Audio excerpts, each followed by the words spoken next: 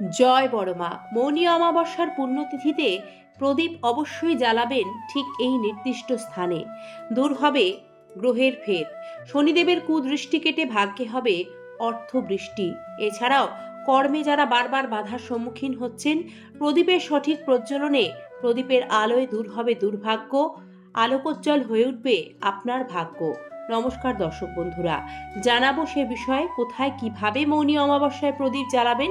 তবে তার আগে জানা প্রয়োজন মৌনী অমাবস্যা 2026 সালের পূর্ণাঙ্গ সময়সূচি। 2026 সালে মাঘ মাসের মৌনী অমাবস্যা ইংরাজির 18 জানুয়ারি, বাংলা 4 মাঘ রবিবার পালিত হবে।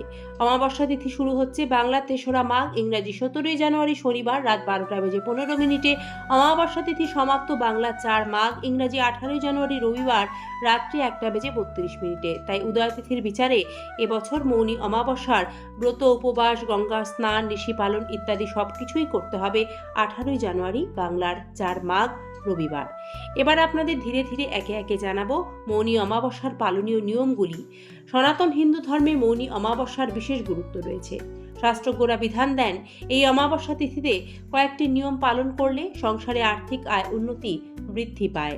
দর্শক বন্ধুরা, জন্মছকে শনির দশা থাকলে তা খণ্ডন করতে, শনিদেবকে সন্তুষ্ট করতে মৌনী অমাবস্যার সন্ধ্যায় একটি সর্ষের তেলের প্রদীপ প্রজ্বলন করুন অশ্বত্থ গাছের নিচে এবং প্রদীপটি জ্বালিয়ে আর গাছটির দিকে ফিরে তাকাবেন না, সোজা বাড়ি ফিরে আসবেন।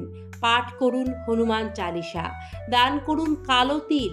এতে জন্মছকে থাকা শনি গ্রহের খারাপ প্রভাব অনেকাংশে লাঘব হবে। আপনি বাধা বিপত্তি থেকে মুক্তি লাভ করবেন। মৌনী অমাবস্যার পুণ্যতিথিতে বাড়ির সদর দরজার বাইরে দুটি সর্ষের তেল অথবা তিলের তেলের প্রদীপ জ্বালাবেন। এক্ষেত্রে প্রদীপের মুখ থাকবে উত্তর দিকে। আরও একটি প্রদীপ জ্বালিয়ে দেবেন আপনার বাড়ির ঈশান কোণে। ঈশান কোণ অর্থাৎ বাড়ির উত্তর পূর্ব দিক। এই উত্তর পূর্ব দিকের প্রদীপটি ঘিয়ের প্রদীপ হতে হবে। এটি মা লক্ষ্মীকে সন্তুষ্ট করতে জ্বালানোর বিধান রয়েছে। এক্ষেত্রে প্রদীপ জ্বালানোর সময় লাল রঙের মৌলি সুতো ব্যবহার করবেন।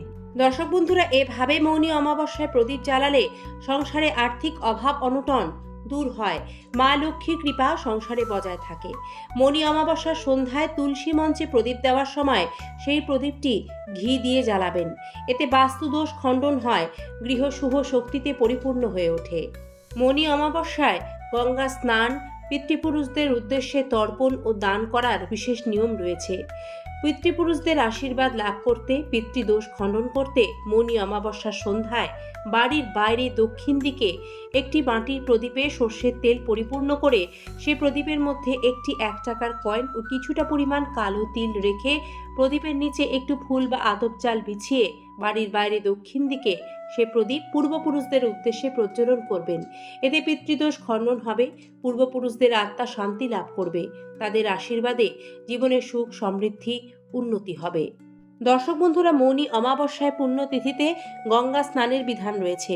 গঙ্গা বা অন্য কোনো পবিত্র নদীতে স্নান সম্ভব না হলে বাড়িতেই স্নানের জলে মিশিয়ে নিন গঙ্গা জল, কালো তিল। তারপর গঙ্গা নাম, হরিনাম জপ করতে করতে স্নান করুন। পুণ্য সঞ্চয় হবে অপার।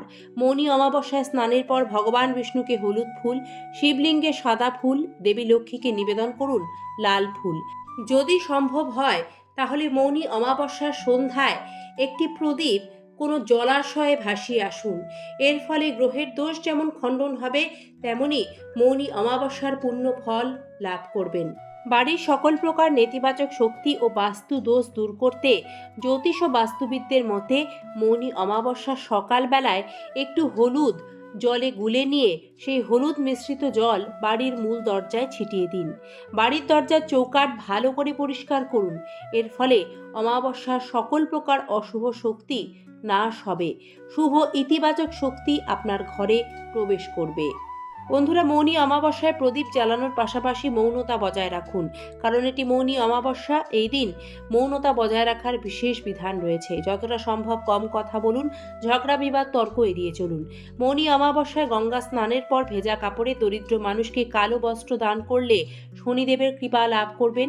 শাস্ত্র বিশেষজ্ঞরা এই দিনটি গঙ্গা বা কোনো নদীর জলে স্নান করে শুরু করতে বলছেন। এই দিন দুধ, কালো তিল, তিলের তেল, তিলের নাড়ু দান করা উচিত। এছাড়াও সূর্যদেবকে দুধ দুধ ও তিলের বীজের অর্ঘ্য অর্পণ করলে মনের সব ইচ্ছে পূর্ণ হয় বলে জানাচ্ছেন শাস্ত্রবিদরা। মৌনী অমাবস্যায় অবশ্যই ভগবান নারায়ণ, মহাদেব ও মা লক্ষ্মীর পুজো করবেন। এতে মৌনী অমাবস্যার পূর্ণ ফল লাভ করবেন। আজকের পর্বটি এখানেই শেষ করছি। মৌনী অমাবস্যার দিনটি সঠিক নিয়মগুলি পালন করলে গৃহস্থের কল্যাণ হয়। ভালো থাকবেন, সুস্থ থাকবেন, সাথে থাকবেন নিয়মিত এই ধরনের তথ্য সমৃদ্ধ সনাতনী বার্তা দেখতে। জয় বড়মা, হর হর মহাদেব।